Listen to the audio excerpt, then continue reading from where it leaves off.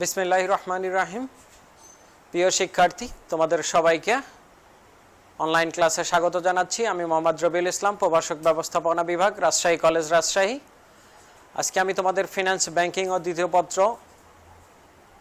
কোর্সের উপর আলোচনা করব।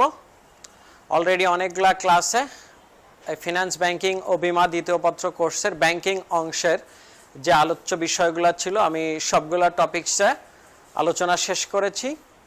তোমরা যদি ক্লাসরুমে থাকতে হয়তো ক্লাসে আলোচনার পাশাপাশি প্র্যাকটিস করানো যেত, কিন্তু এখানে আমরা ভাবছিলাম যে হয়তো আমরা এই পরিস্থিতি থেকে তাড়াতাড়ি উত্তরণ পাব, সেজন্য আমি আগে টপিকসগুলো আলোচনা করেছি যে পরবর্তীতে ক্লাসরুমে তোমাদেরকে প্র্যাকটিস করাবো। কিন্তু এখনও যেহেতু পরিস্থিতি অনুকূলে আসেনি, আমাদের আরও কন্টিনিউ করতে হচ্ছে। তা আজকে আমি তোমাদের প্রশ্নপত্র মধ্যে দুইটা অংশ আছে, এমসিকিউ এবং সিকিউ। আমি আজকে তোমাদের এমসিকিউ বিষয়ে নিয়ে একটু আলোচনা করব।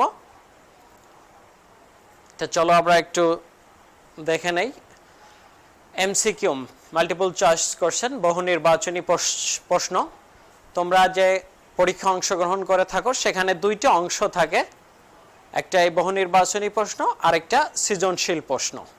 তো বহু নির্বাচনী প্রশ্নে 30টা প্রশ্ন থাকে 30 মার্কের, আর সৃজনশীল প্রশ্নে তোমরা 11টা কোশ্চেন থাকে, 7টা কোশ্চেনের অ্যান্সার করো, 70 মার্ক।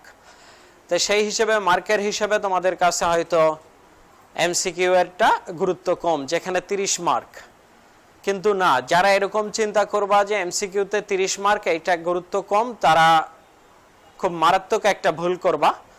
কারণ এখানে 30 মার্ক হলেও এখানে 30-এ 30 পাওয়া সম্ভব। যদিও সৃজনশীল প্রশ্নেও তোমরা অনেক ভালো নাম্বার পাবা, কিন্তু এখানে এমসিকিউকে 30-এ 30 পাওয়াটা খুব কঠিন না।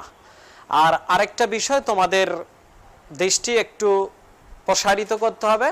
তোমরা সবাই ভালো স্টুডেন্ট, এসএসসিতে অনেক ভালো রেজাল্ট করে রাজশাহী কলেজে ভর্তি হয়েছো, কিন্তু যদি এইচএসসিতে ভালো রেজাল্ট করতে না পারো বা ভালো জায়গায় চান্স না পাও, তাহলে কিন্তু এই রেজাল্টের কোনো মূল্য থাকবে না। আর সেক্ষেত্রে এইচএসসিতে A+ই বড় কথা না, তোমাকে ভালো একটা ইউনিভার্সিটিতে চান্স পাওয়াটা আমার কাছে অনেক বেশি গুরুত্বপূর্ণ A+-এর চাইতে।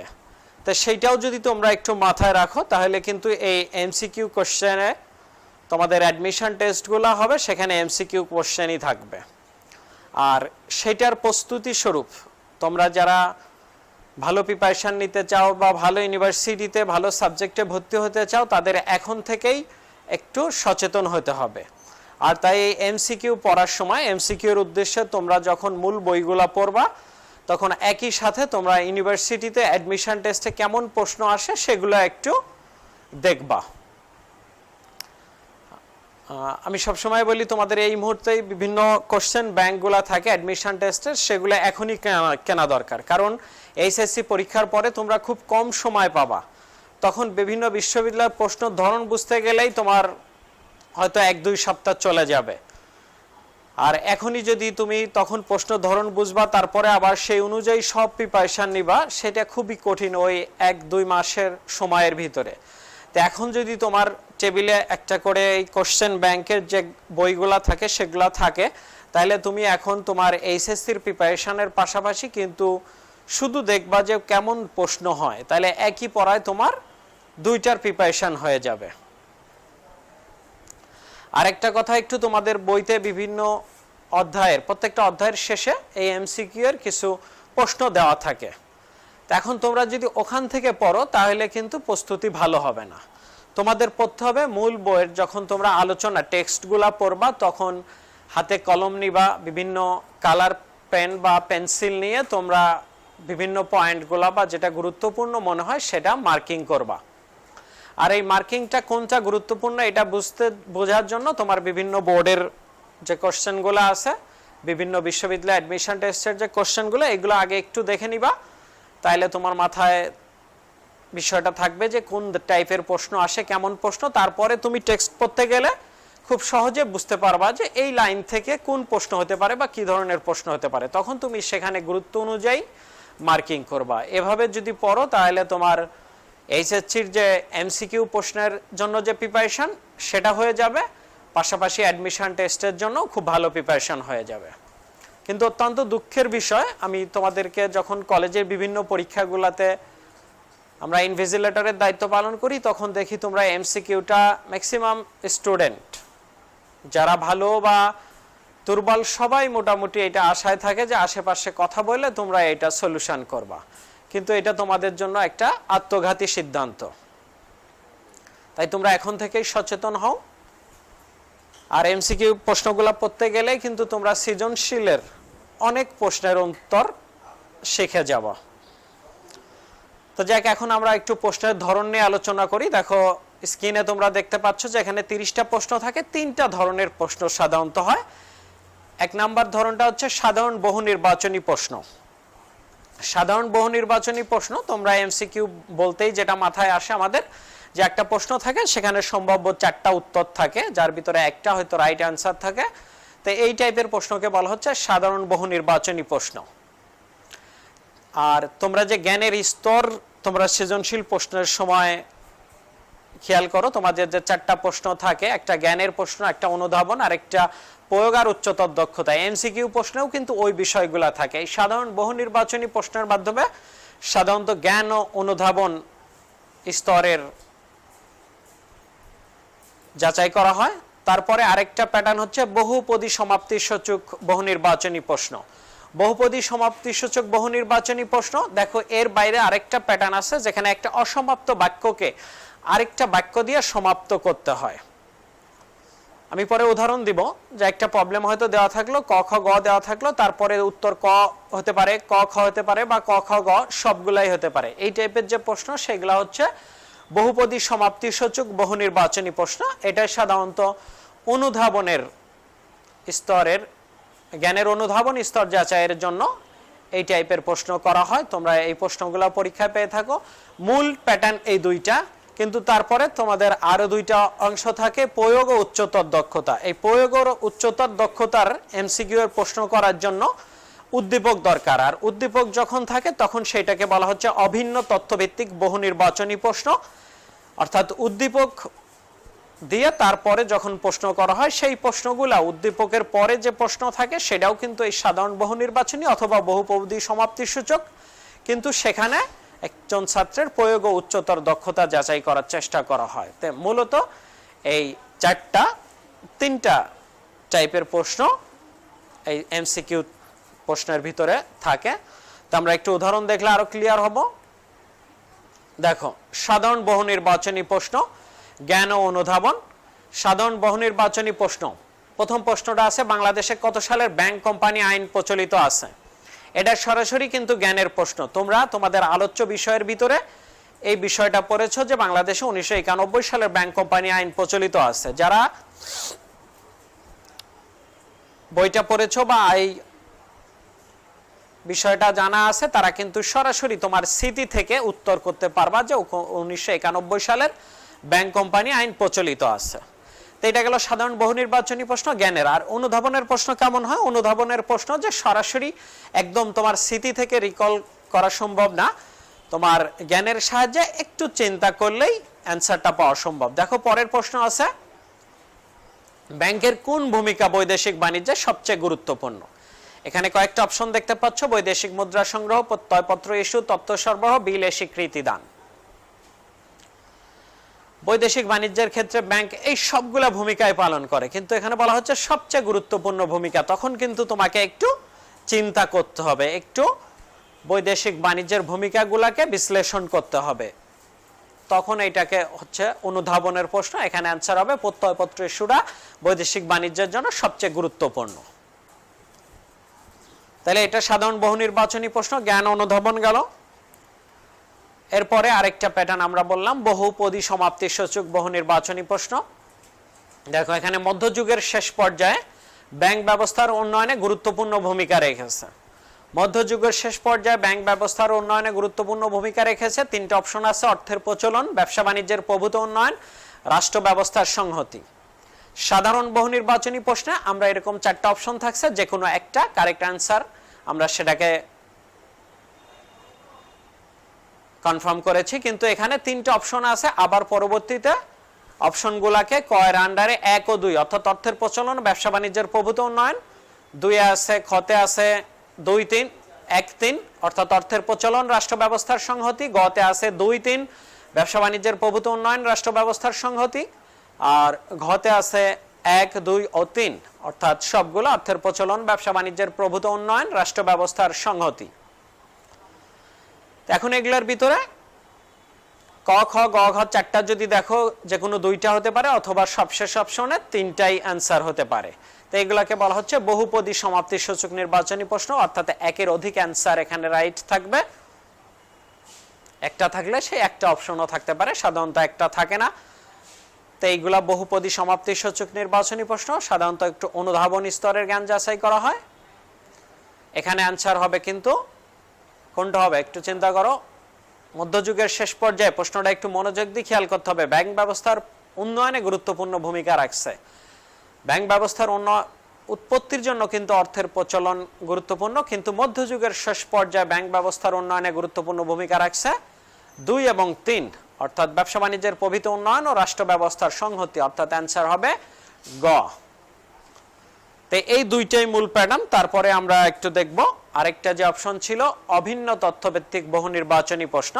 এখানে আগেই বলেছি যে এই অভিন্ন তথ্যভিত্তিক বহু নির্বাচনী প্রশ্ন একটা উদ্দীপক থাকবে এবং উদ্দীপকের আন্ডারে আবার ওই সাধারণ নির্বাচনী এবং বহুপদী বহু নির্বাচনী প্রশ্নের মাধ্যমে প্রয়োগ ও উচ্চতর দক্ষতা প্রশ্নগুলা চাওয়া হয়। দেখো এখানে একটা উদ্দীপকে ঋণ নিয়ন্ত্রণের উদ্দেশ্যে কেন্দ্রীয় ব্যাংক হার সিআরআর ও এসএলআর বাড়িয়েও কার্যকর ফল হচ্ছে না। দু একটা ব্যাংকের অসহযোগিতা কেন্দ্রীয় ব্যাংককে সমস্যায় ফেলছে। তো এখন এই উদ্দীপক থেকে দেখো একটা সাধারণ বহু নির্বাচনী প্রশ্ন করা হয়েছে, কেন্দ্রীয় ব্যাংক কোন সংখ্যাত্মক পদ্ধতি ব্যবহার করে এক্ষেত্রে ভালো ফলের প্রত্যাশা করতে পারে। কেন্দ্রীয় ব্যাংক ঋণ নিয়ন্ত্রণের জন্য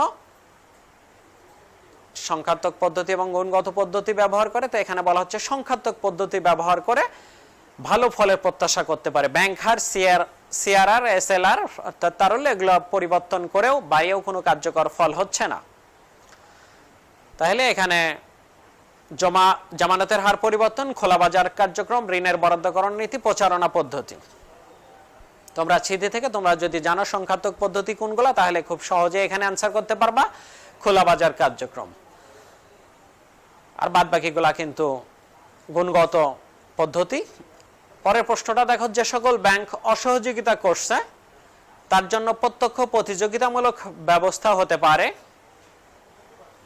এখানে সেই বহুপদী সমাপ্তি সূচক তিনটা অপশন আছে, অতিরিক্ত রিজার্ভ সংরক্ষণের নির্দেশ, অতিরিক্ত সুদ চার্জ, ঋণ সুবিধা প্রত্যাহার।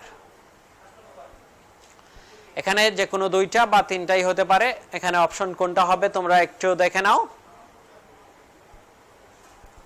যে সকল ব্যাংক অসহযোগিতা করছে তাদের জন্য প্রত্যক্ষ শাস্তিমূলক ব্যবস্থা কি হতে পারে। এখানে কেন্দ্রীয় ব্যাংক নিয়ন্ত্রণকারী প্রতিষ্ঠান হিসেবে কিন্তু বাণিজ্যিক ব্যাংকগুলোকে নিয়ন্ত্রণ করে থাকে, তারা প্রয়োজনে বিভিন্ন শাস্তিমূলক ব্যবস্থা গ্রহণ করতে পারে। তো এই টপিকসটা তোমার পড়া থাকলে তুমি একটু চিন্তা করলেই কিন্তু অ্যান্সারগুলো পাবা। এখানে সবগুলো অপশনই হবে, অর্থাৎ লাস্ট অপশন ঘ 1 2 3। আশা করি তোমরা এমসিকিউ প্রশ্নের প্যাটার্নটা বুঝতে পারলা। এখন আমরা একটু এই কোর্সের অল্প কিছু প্রশ্ন নিয়ে আজকে আলোচনা করব, তোমাদেরকে একটু রিকল করার জন্য। তোমাদের মেমোরিটাকে একটু কাজে লাগাও, তাহলে গোটা কোর্সের একটা রিভিউ হয়ে যাবে। আমি অল্প কিছু কোশ্চেন এখানে উল্লেখ করেছি, আমরা একটু দেখব প্রশ্নগুলা।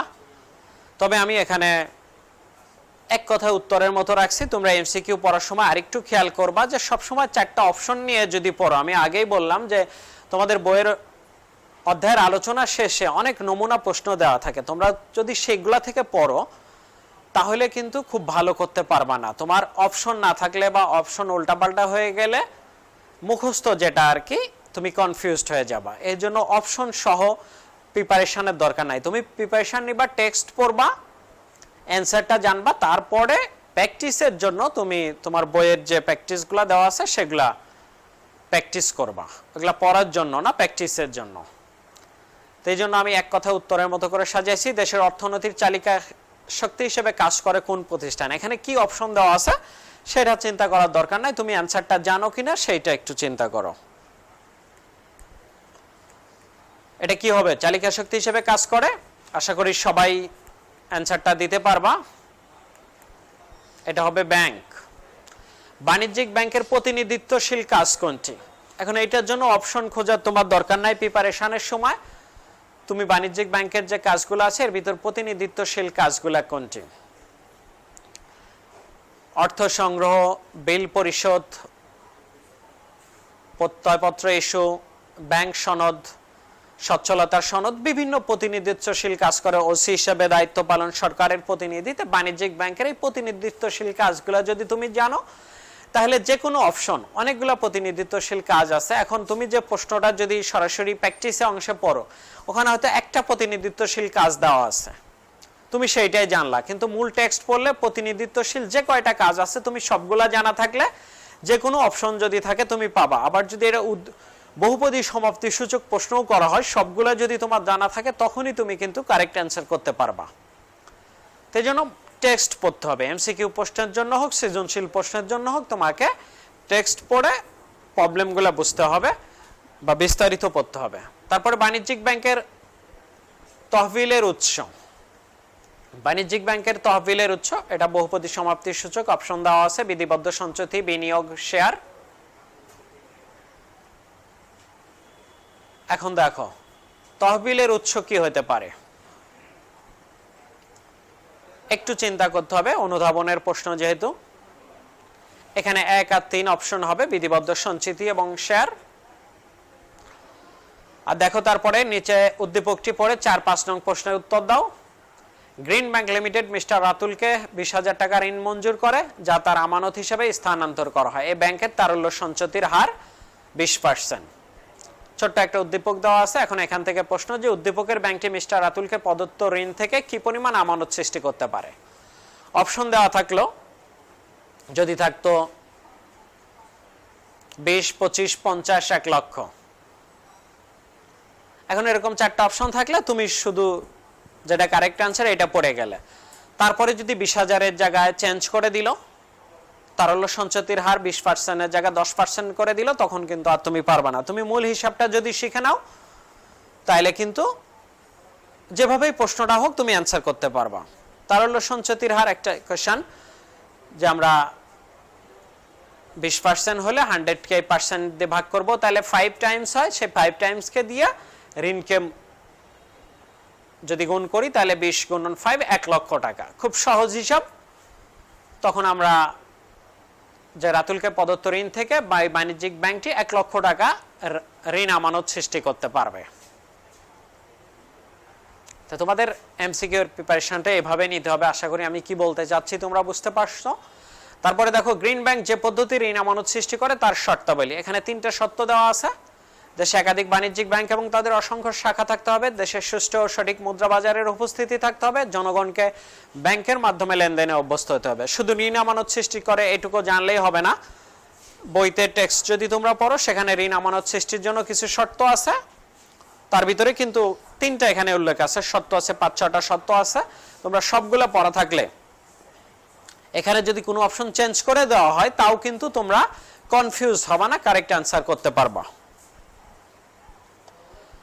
এখন আমরা আরো কিছু প্রশ্ন দেখি।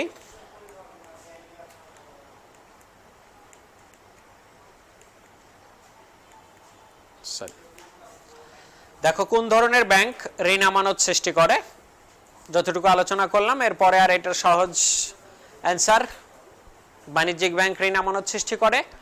বর্তমানে বাণিজ্যিক ব্যাংকের তারল্যের হার কত, এটাও মূল বই পড়তে হবে, তোমার এই পার্সেন্টেজ মনে রাখার দরকার নাই। বর্তমানে বাণিজ্যিক ব্যাংকের তারল্যের হার 13%।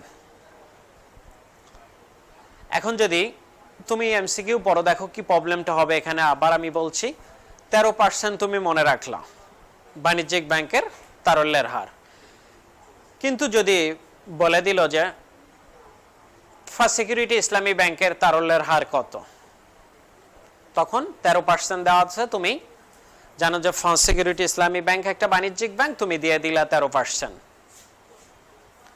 তাহলে তোমার অ্যান্সার 100% ভুল। আর তুমি যদি টেক্সট পড়তে ওখানে কিন্তু 13% পাশাপাশি উল্লেখ করা আছে যে ইসলামী ব্যাংকগুলোর জন্য এই তারল্যের হার 5.5%। আবার আরো বিশেষত্ব আছে যে আমাদের যে বিশেষায়িত ব্যাংক আছে, রাষ্ট্রীয় কৃষি উন্নয়ন ব্যাংক, বাংলাদেশ ব্যাংক, শিল্প ব্যাংক, এদের জন্য এই তারল্যের হার নির্ধারণ নাই, অর্থাৎ 0%। তো এভাবে তোমরা মূল টেক্সটটা পড়ো আর মার্কিং করে রাখো, তাহলে অনেক ভালো নাম্বার তোমরা ক্যারি করতে পারবা। বাণিজ্যিক ব্যাংকের কাজ দেখো, এখানে 3টা অপশন দেওয়া আছে। সেই বহুপদী সমাপ্তির সূচক, ঋণ আমানত সৃষ্টি, ব্যাংক হার পরিবর্তন, বিনিময়ের মাধ্যম সৃষ্টি।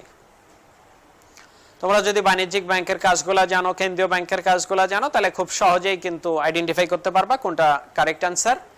এখানে ঋণ আমানত সৃষ্টি এবং বিনিময়ের মাধ্যম সৃষ্টি হবে, অর্থাৎ খ রাইট অ্যান্সার 1 ও 3। নিচের উদ্দীপকটি পড়ে 9 ও 10 নং প্রশ্নের উত্তর দাও। একটা উদ্দীপক দেখা যাচ্ছে, উদ্দীপক থেকে সেই অভিন্ন তথ্যভিত্তিক বহুনির্বাচনী প্রশ্ন। এখানে 2 ধরনের প্রশ্নই হতে পারে, সাধারণ বহুনির্বাচনী আর বহুপদী। দেখো, প্রত্যাশা ব্যাংক লিমিটেড রিয়েল এস্টেট শিল্পের উন্নতি দেখে খাতে বিপুল পরিমাণ ঋণ দান করে, ফলে ব্যাংকের ঝুঁকি অত্যধিক বৃদ্ধি পায়।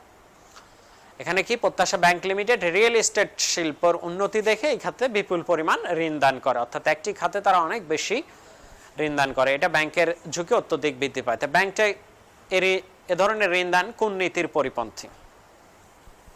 এর জন্য তোমাদের ব্যাংকের যে নীতি আছে সেগুলা যদি খুব ভালো করে প্রত্যেকটা নীতি জানা থাকে তাহলে কিন্তু খুব সহজে আনসার করা যাবে। এটা ঋণ দান ও বিনিয়োগের নীতি।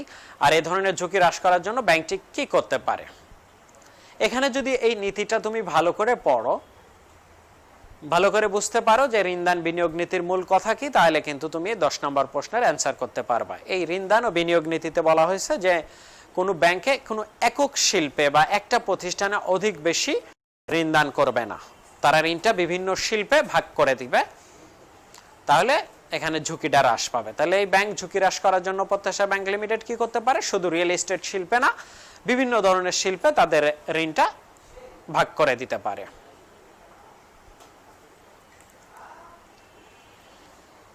দেখো, আরো কিছু প্রশ্ন আছে, খুব দ্রুত এখন দেখে যাব এগুলা। বাণিজ্যিক ব্যাংকের আয়ের প্রধান উৎস, বাণিজ্যিক ব্যাংকের আয়ের প্রধান উৎস, একটু প্রশ্নগুলা চিন্তা করতে হবে। আয়ের উৎস কিন্তু না, আয়ের উৎস অনেকগুলা থাকে, এর ভিতরে প্রধান উৎস বলা হচ্ছে। আমরা জানি বাণিজ্যিক ব্যাংক গ্রাহকের কাছ থেকে আমানত সংগ্রহ করে এবং সেই আমানত আবার জনগণকে ঋণ হিসেবে প্রদান করে। তো এর বিপরীতে তারা একটা ইন্টারেস্ট নেয়, আর যারা আমানতকারী তাদেরকে একটা ইন্টারেস্ট প্রদান করে। তো এই দুইটা ইন্টারেস্টের যে পার্থক্য, সুদ প্রদান এবং সুদ গ্রহণের যে পার্থক্য, সেটা হচ্ছে বাণিজ্যিক ব্যাংকের প্রধান আয়। তাছাড়া এর পাশাপাশি আরো বিভিন্ন ধরনের সার্ভিস চার্জ মাধ্যমে ব্যাংক আয় করে। বাণিজ্যিক ব্যাংকের মুখ্য দুটি কাজ কি? আয় যেরকম অনেকগুলো উৎস আছে, বাণিজ্যিক ব্যাংকের কাজও কিন্তু অনেকগুলো, কিন্তু মুখ্য দুটি কাজ, মুখ্য বলতে গুরুত্বপূর্ণ এবং প্রধান দুটি কাজকে বোঝানো হচ্ছে। এই আয়ের ক্ষেত্রে যেটা বললাম সেগুলো আমানত গ্রহণ এবং ঋণ দান হচ্ছে বাণিজ্যিক ব্যাংকের দুটি মুখ্য কাজ। দেখো, এরপরে আবার আরেকটা বহুপদী নির্বাচনী প্রশ্ন। আমানতকারীরা বাণিজ্যিক ব্যাংকের যে নীতিগুলো অধিক গুরুত্ব দেয় তা হলো, অর্থাৎ একজন আমানতকারী বাণিজ্যিক ব্যাংকের যে নীতিগুলো গুরুত্ব দেয়, নিরাপত্তার নীতি, ঋণ নিয়ন্ত্রণের নীতি, গোপনীয়তার নীতি। ম্যাক্সিমাম স্টুডেন্ট তোমরা এই টাইপের প্রশ্নের ক্ষেত্রে যারা পড়ালেখা কম করো তারা সবসময় নিরাপদ থাকতে চাও, একবারে লাস্টের ট্যাগ 2, 3 দিয়ে চাও, কিন্তু এটা সবসময় যে রাইট হবে তা না। 4টা অপশন আছে, সবগুলাই হতে পারে। তো এখানেও দেখো, যদি সবগুলা নীতি তোমার ভালো জানা থাকে তাহলে তুমি বলতে পারবা যে একজন আমানতকারী কোন কোন নীতি চিন্তা করে সে সেই ব্যাংকে হিসাব খুলে। দেখো, নিরাপত্তার নীতি এবং গোপনীয়তার নীতিটা গুরুত্ব দেয়, ঋণ নিয়ন্ত্রণের নীতি এরকম নীতি বাণিজ্যিক ব্যাংকের ক্ষেত্রে নাই। আরেকটা উদ্দীপক দেখো, জয়িতা ব্যাংক লিমিটেড তাদের আমানতের সম্পূর্ণ অর্থ ঋণ দান করে, যা তাদের গ্রাহক সেবা প্রদানের অন্তরায়। এখানে উদ্দীপকে ব্যাংকটি কোন নীতি লঙ্ঘন করেছে? এখানেও সেই নীতিগুলো যদি তোমার ভালো জানা থাকে এই প্রশ্নেরও অ্যান্সার দিতে পারবা। জামানতের সম্পূর্ণ অর্থ ঋণ দান করে। দেখো, এটা খুব গুরুত্বপূর্ণ একটা নীতি, তারল্য নীতির ব্যত্যয় ঘটেছে, কারণ ব্যাংক তো আমানতকারীর আমানত সে চাইবা মাত্র ফেরত দেওয়ার একটা অঙ্গীকার থাকে, সঞ্চয় হিসাবের ক্ষেত্রে চলতি হিসাব। তো এই টাকাটা সে সব যদি ঋণ দান করে দেয়, সে আমানতকারীকে কিভাবে তার চাহিদা পূরণ করবে। তো এই জন্য তারল্য নীতি ব্যাংকে অনুসরণ করতে হয়। তো এখানে ব্যাংকটি তারল্য নীতির লঙ্ঘন করেছে। পরের প্রশ্ন, জয়িতা ব্যাংকে গ্রাহক সেবা নিশ্চিত করতে কি পদক্ষেপ নেওয়া উচিত? গ্রাহক সেবা প্রদানের অন্তরায়, অর্থাৎ সম্পূর্ণ ঋণ দান করার কারণে তারা গ্রাহককে সময় মতো অর্থ সরবরাহ করতে পারছে না। এর জন্য তাদের তারল্য নীতিটা সঠিকভাবে অনুসরণ করা উচিত। তাদের আমানতের একটা নির্দিষ্ট অংশ তারল্য সংরক্ষণ করা উচিত নগদ বা তারল্য হিসেবে।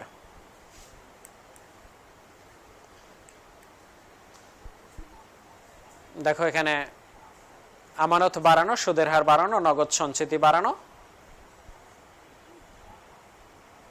এখানে গ্রাহক সেবা নিশ্চিত করতে কি পদক্ষেপ নেওয়া যেতে পারে? আমানত বাড়ানো এবং নগদ সঞ্চিতি বাড়ানো, এই দুইটা অপশন এখানে গ্রহণযোগ্য। পরের স্লাইডে যাও। দেখো এখানে কোন ধরনের গ্রাহকের জন্য স্থায়ী হিসাব উপযোগী। একটু মনে আছে তোমাদের চতুর্থ অধ্যায়ের ব্যাংক হিসাব নিয়ে আলোচনা করেছিলাম, ওখানে বিভিন্ন ধরনের হিসাবের প্রকারভেদ এবং কোন গ্রাহকের জন্য কোন ধরনের হিসাব উপযোগী সেগুলো আলোচনা হয়েছিল। তো কোন ধরনের গ্রাহকের জন্য স্থায়ী হিসাব উপযোগী? তুমি যদি মূলটা জানো, অপশন নিয়ে তোমাকে চিন্তা করতে হবে না, অপশন দেখলেই বুঝতে পারবা। যার স্থায়ী টাকা আছে এবং সেই টাকাটা ব্যবহার করার এই মুহূর্তে প্রয়োজন নাই, তার আর্থিক লেনদেনও ব্যাংকের সাথে দরকার নাই, এরকম গ্রাহকের জন্য স্থায়ী হিসাব। যেরকম একজন পেনশনার গ্যাচুইটি বাবদ হয়তো অনেক টাকা পালো বা কেউ লটারিতে অনেক টাকা জিতলো, তাহলে এই সকল অলস টাকার জন্য কিন্তু স্থায়ী হিসাবটা উপযোগী। ব্যাংক হিসাব প্রধানত কত প্রকার? 3 প্রকার। সঞ্চয় হিসাব, চলতি হিসাব, স্থায়ী হিসাব, তারপরে অনেকগুলা অন্যান্য হিসাব আছে, কিন্তু প্রধানত 3 প্রকার। একজন গ্রাহকের নিকট ব্যাংক হিসাব নির্বাচনের ক্ষেত্রে বিবেচ্য বিষয়। দেখো একজন গ্রাহক ব্যাংক হিসাব নির্বাচনের ক্ষেত্রে কি করে? ব্যাংকের অবস্থান, গ্রাহকের পেশা, হিসাব ও লেনদেনের ধরন, সবগুলো বিষয়ে বিবেচনা করে। ব্যাংকটা তার কাছাকাছি অবস্থান কিনা, তার পেশা কি, সে ব্যবসায়ী হলে চলতি হিসাব ভালো, সে চাকরিজীবী হলে বা অন্য পেশার হলে যেখানে লেনদেন খুব কম করতে হয় তার জন্য সঞ্চয় হিসাব বেটার। সেবা লেনদেনের ধরন, অর্থাৎ তার প্রতি মাসে বা প্রতি সপ্তাহে কি পরিমাণ লেনদেন করতে হয়, কত টাকা লেনদেন করতে হয়, এই বিষয়গুলো বিবেচনা করতে হবে। আরেকটা উদ্দীপক উল্লেখ, দেখো এখানে উল্লেখ করেছি, জনাব তাহের ঢাকা শহরে পাইকারি ব্যবসা করেন। তিনি প্রতিদিন প্রায় 5 লক্ষ টাকা লেনদেন করেন। নগদে টাকা বহনের ঝুঁকি এড়াতে ব্যাংক হিসাব খুলতে চান। এখন জনাব তাহের ব্যাংক হিসাব খোলার ক্ষেত্রে কোন বিষয়টি গুরুত্ব দিতে হবে? এখানে তার সেবা লেনদেনের ধরনটা গুরুত্ব দিতে হবে। তাহলে সেবা লেনদেনের গুরুত্ব দিতে গেলে তার জন্য কোন হিসাবটা উপযোগী হবে? পরের প্রশ্ন দেখো, যদি এরকম প্রশ্ন, কোন ধরনের ব্যাংক হিসাব জনাব তাহেরের জন্য উপযোগী? যেহেতু সে একজন ব্যবসায়ী, তার প্রতিদিন অনেক টাকা লেনদেন করতে হয়, তার জন্য চলতি হিসাবটা উপযোগী হবে।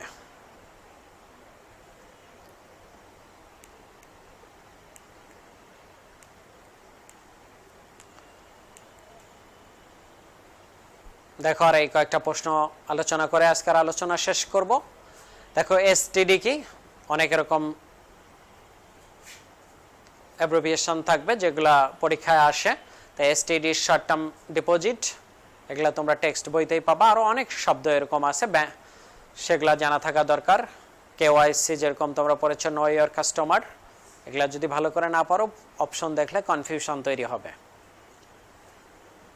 কারণ অপশনগুলো খুব কাছাকাছি থাকে, মনে হবে সবটাই ঠিক। ব্যাংক হিসাব খুলতে সাধারণত পরিচয় দানকারী হয় কে? একটু চিন্তা করো, ব্যাংক হিসাব খুলতে সাধারণত পরিচয় দানকারী হয় কে? বাবা মা? প্রথম শ্রেণীর গ্যাজেটেড কর্মকর্তা? না, ব্যাংক হিসাব খুলতে সাধারণত পরিচয় দানকারী হয় ওই ব্যাংকের একজন হিসাবধারী, যার ওই ব্যাংকে আগে থেকেই হিসাব আছে। কোম্পানি সংগঠনের ক্ষেত্রে ব্যাংক হিসাব খোলার ক্ষেত্রে ব্যাংকে জমা দিতে হয়। আমরা পড়েছি একজন ব্যক্তি বা কোম্পানি বা এক মালিকানা বিভিন্ন প্রতিষ্ঠানের ক্ষেত্রে ব্যাংক হিসাব খোলা যায় এবং তার জন্য কি কি কাগজপত্র লাগে। দেখো কোম্পানি সংগঠনের জন্য কি লাগে? ট্রেড লাইসেন্স লাগে, নিবন্ধনপত্রও লাগে, ব্যাংক হিসাব পরিচালনা সংক্রান্ত বোর্ডের সিদ্ধান্তের কপিও লাগে। তার মানে এখানে লাস্ট অপশন 1, 2, 3 সবগুলাই। আরেকটা উদ্দীপক পরে 24-25 নং প্রশ্নের উত্তর দাও। জনাব লিপু একজন সরকারি চাকরিজীবী, তিনি ব্যাংকে একটি হিসাব খুলে প্রতি মাসে 2500 টাকা জমা দেন, যাতে 10 বছর পর একসাথে লাভ সহ টাকা ফেরত পাবেন। তবে 10 বছর আগে তিনি কোনো টাকা তুলতে পারবেন না। জনাব লিপু কোন ধরনের ব্যাংক হিসাব পরিচালনা করছেন? আমাদের যে বিশেষ হিসাবগুলো ছিল এটা ডিপিএস, ডিপোজিট পেনশন স্কিম টাইপের একটা হিসাব। জনাব লিপুর এ ধরনের হিসাব খোলার উদ্দেশ্য কি? এখন অনেক উদ্দেশ্য, সঞ্চয় বাড়ানো, অতিরিক্ত মুনাফা অর্জন করা বা সুদ লাভ করা। তো তুমি যদি উদ্দেশ্যগুলো জানো তাহলে কিন্তু যে অপশনটাই থাক সেটা পাওয়া যাবে। তো আমি এখানে অনেকগুলো কোশ্চেন দেখালাম, 25-30টার মতো কোশ্চেন ওই উদাহরণগুলো সহ। তো এই 25-30টা কোশ্চেনে কিন্তু তোমার সিলেবাসের এখানে আমি 3-4টা অধ্যায় থেকে আলোচনা করলাম। তো সব হয়ে যাবে এই অধ্যায়ের বাইরে পড়তে হবে না, বিষয়টা এরকম না।